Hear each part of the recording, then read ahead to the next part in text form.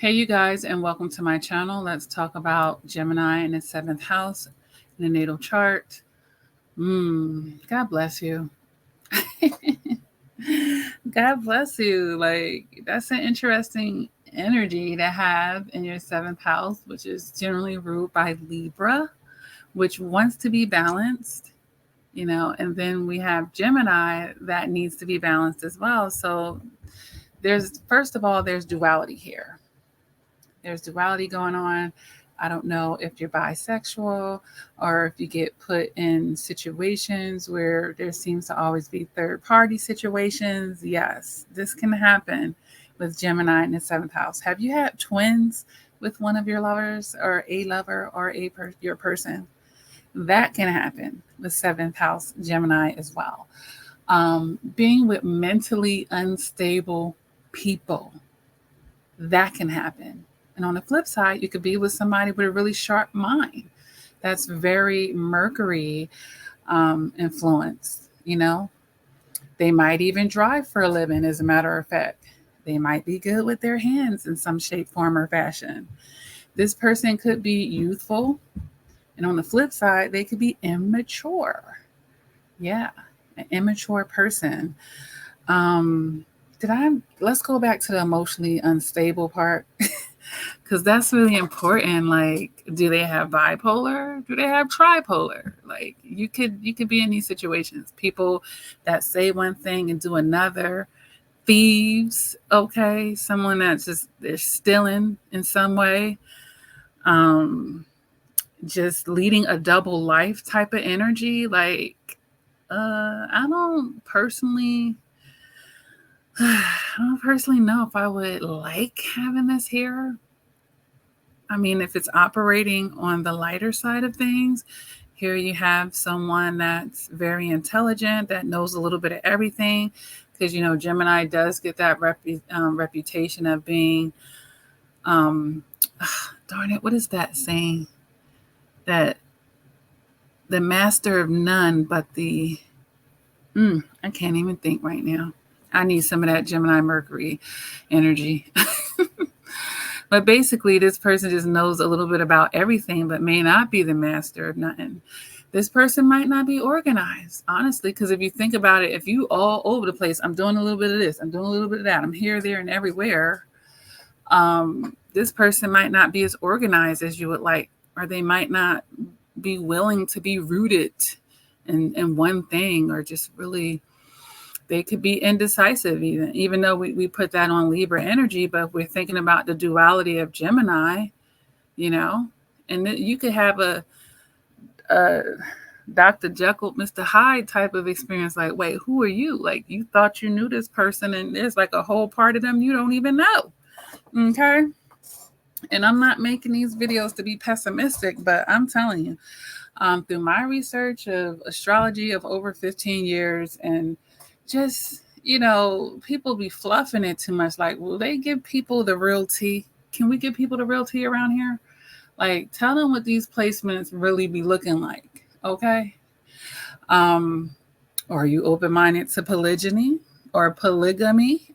Because that can happen here with Gemini placements. Are you a Muslim that finds your spouse, or you or the guy that you have multiple wives, or you don't mind being a second, third, fourth wife, okay, or just a sister wife, because people be doing it outside of the Muslim religion, okay.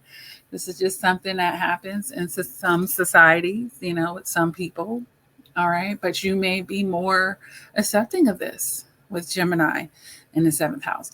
Or it could be a situation where you could marry somebody twice, the same person. Y'all break up, get back together, get married. Like, these type of things can happen. Or you've been married multiple times, period. Maybe not to the same person, but you on your third marriage, you on your second marriage, okay?